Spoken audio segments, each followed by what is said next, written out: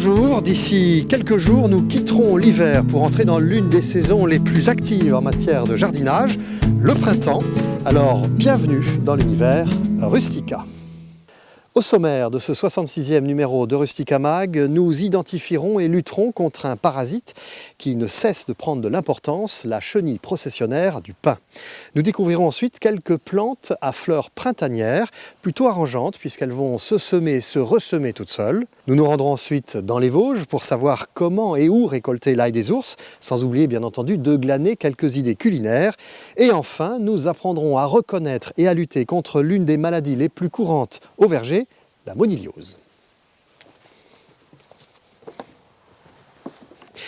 L'hiver a été rigoureux et ça c'est plutôt de bon augure pour les jardiniers car le froid élimine naturellement les ennemis des plantes.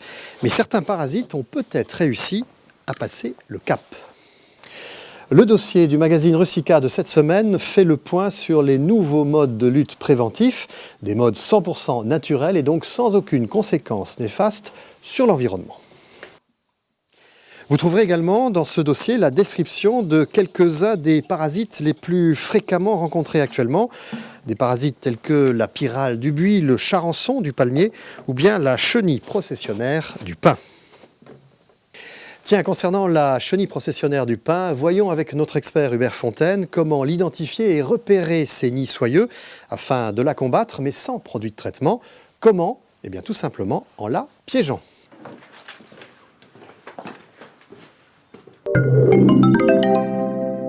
La chenille processionnaire est une nuisance sanitaire pour les zones habitées et ailleurs. Les chenilles processionnaires sont recouvertes de poils urticantes qui, lorsqu'elles sont dérangées, se détachent et sont dispersées par le vent, provoquant pour les humains des démangeaisons sévères et des allergies oculaires et pulmonaires, d'où l'intérêt de réduire leur progression en milieu urbain ou en lisière de pinèdes. Pour réduire la progression des chenilles processionnaires du pin, il existe une technique qui consiste à accrocher un piège avec un sac pour récupérer les chenilles au printemps, au moment où elles redescendent en procession pour s'enterrer dans un endroit bien ensoleillé. Passez la sangle à l'intérieur des deux fentes sur la goulotte en plastique. Plaquez la goulotte sur le tronc à environ 1,50 m, 2 m du sol, suffisamment haute pour éviter le contact avec les enfants ou les animaux domestiques. Le piège est composé d'un sac dit de récupération. Ce sac est rempli de moitié avec de la terre située sous le pin, sans la tasser, afin que l'odeur soit identique au pin. Insérez la goulotte dans la fente du sac et accrochez les crochets solidement sur la sangle. Pour obliger les chenilles à s'infiltrer à l'intérieur du sac, il faut les guider avec une bande en mousse qui fait barrage de la même longueur que le diamètre du tronc, avec néanmoins un retrait de 2 à 3 cm afin qu'au printemps prochain, les chenilles passent par le trou vers le sac. La mousse est collée sur une bande en plastique dans la partie basse en commençant par le bord opposé de l'adhésif jaune. Cette bande en plastique qui encercle le tronc est maintenue avec un adhésif double face.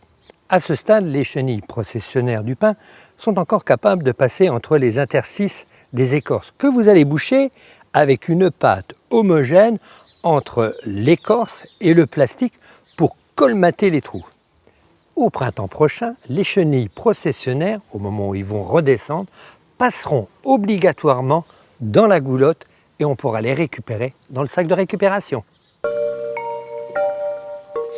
Les premières floraisons marquent le retour du printemps. Alors parmi les plantes fleuries, il y a celles que l'on plante dans les massifs mais qu'il faut remplacer chaque printemps. Mais il y a aussi les espèces qui, une fois plantées, vont se ressemer et se propager toutes seules dans les massifs.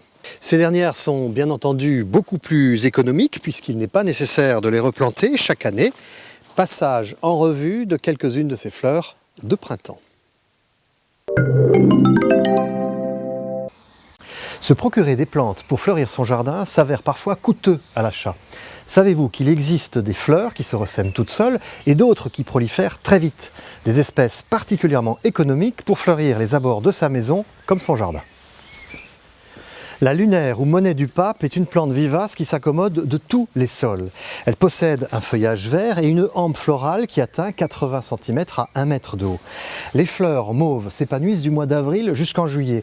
Elles donnent naissance à des fruits de forme elliptique, d'abord verts puis nacrés, qui produisent des graines qui, si on les laisse arriver à maturité, vont se ressemer et donner une multitude de nouveaux sujets.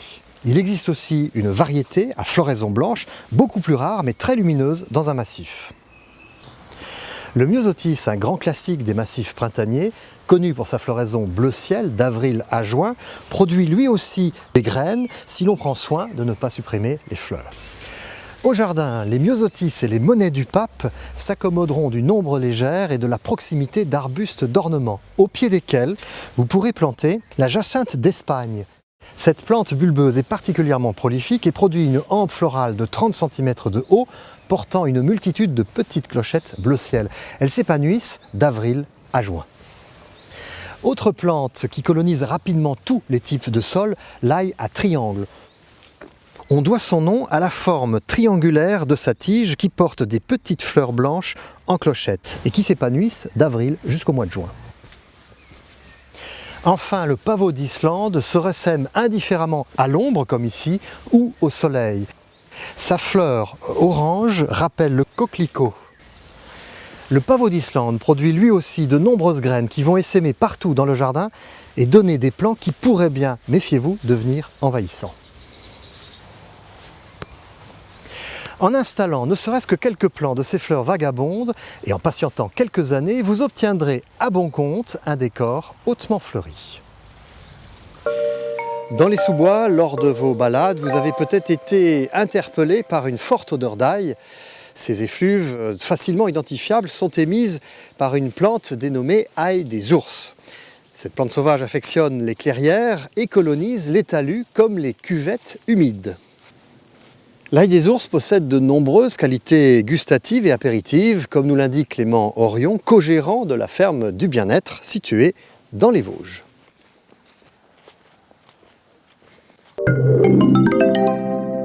L'ail des ours, une plante dépurative. Cette herbacée, appelée aussi ail sauvage, fleurit vers le mois de mai. Elle est utilisée traditionnellement pour ses propriétés médicinales. Clément Orion, de la ferme du Bien-être dans les Vosges, la transforme aussi en produits alimentaires. C'est une plante qui va pousser avant que les arbres aient leurs feuilles, histoire de faire son cycle, de bénéficier de la lumière qui passe au travers des arbres. C'est une plante de la famille des ailles, c'est un Allium ursinum. On se demande souvent pourquoi on l'appelle ail des ours, c'est le nom souvent qui est assez évocateur.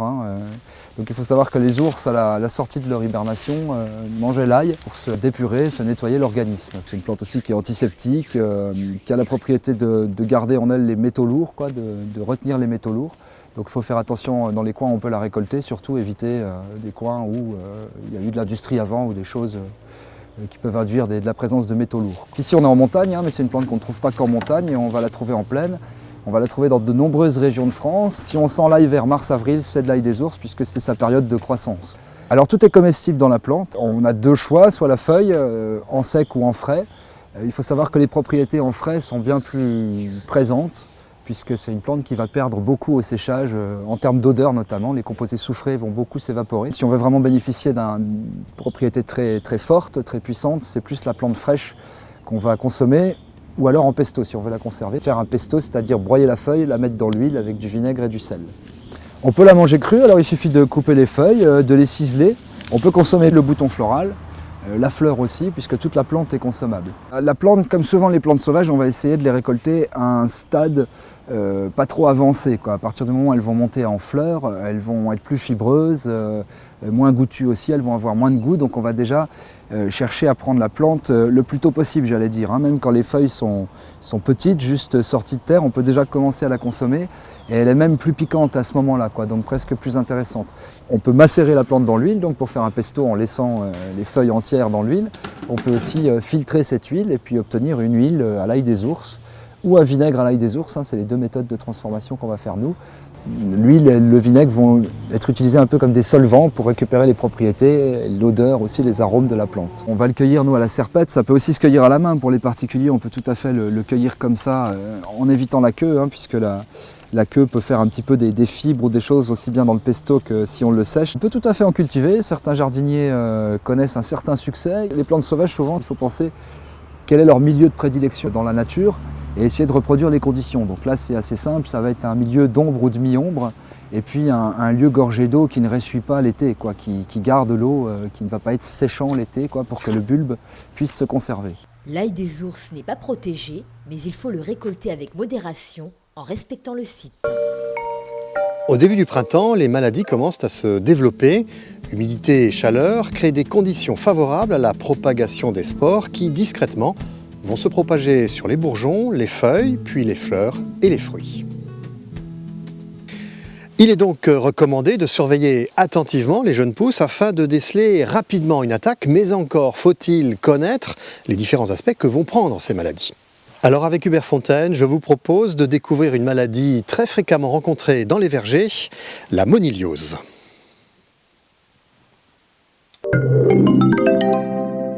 La moniliose est un champignon qui se développe surtout au printemps lorsqu'il y a des giboulées de grêle. Ce sont les impacts sur les fruits. Prenons l'exemple des arbres à noyaux comme les prunes, les pêches et les abricots. Et le champignon se développe au fur et à mesure et la récolte est souvent compromise. Concernant les arbres fruitiers à pépins, comme les poires, les pommes ou les coings, ce sont les guêpes qui contaminent la moniliose, qui contaminent le champignon d'un fruit à un autre fruit. La première chose à faire lorsqu'on a des arbres qui sont attaqués par la moniliose, c'est de les retirer au fur et à mesure au moment où vous faites votre cueillette. Il est très important aussi de ramasser tous les fruits tombés. Parmi ces fruits, il y a des fruits sans doute attaqués par la moniliose. Donc on trie ces fruits. D'un côté, on va mettre les bons fruits et de l'autre côté, les fruits qui sont entamés ou les fruits qui sont contaminés par la moniliose. Si on observe un fruit attaqué par la moniliose, le monilia, prenons l'exemple d'un poirier, on s'aperçoit qu'il y a des coussinets blancs tout autour, des coussinets concentriques qui sont sur la poire. On a exactement le même phénomène sur une pomme. On voit bien les cercles qui attaquent notre pomme. Ce sont des champignons et il en est de même aussi pour notre coing. Ce fruit que je viens de ramasser par terre, le champignon est à l'intérieur. Un champignon qui va séjourner pendant toute la période hivernale et au printemps prochain va remonter dans l'arbre et les fruits seront contaminés une nouvelle fois. Mais sachez aussi qu'il reste toujours des fruits qui sont momifiés, qu'on oublie. Et souvent, ce sont des fruits qui se dessèchent et qui vont rester pendant toute la période hivernale. Il est important de retirer tous ces fruits. Si votre arbre est fortement attaqué, je vous conseille de bien le nettoyer dès l'automne, de le réduire au sécateur, de supprimer au moins une branche sur deux et surtout que les branches ne se croisent pas après la taille. Une fois que vous aurez bien taillé votre arbre fruitier, une fois que les feuilles seront tombées, je vous conseille de pulvériser une bouillie bordelaise afin d'éliminer une grande partie de la moniliose. Pour poursuivre la découverte des maladies observées sur les arbres fruitiers et appliquer les traitements adaptés, je vous invite à découvrir le dossier du magazine Rustica de la semaine prochaine. En effet, vous y trouverez un point complet sur les diverses maladies telles que la moniliose que nous venons de découvrir, mais aussi la tavelure, l'odium, le mildiou et la fameuse cloque du pêcher.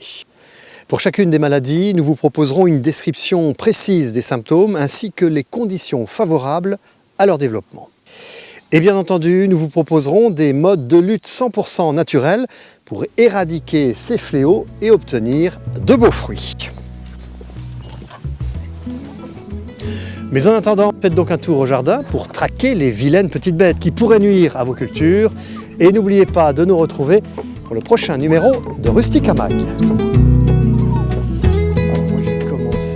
Retrouvez tous nos conseils sur le site www.rustica.fr.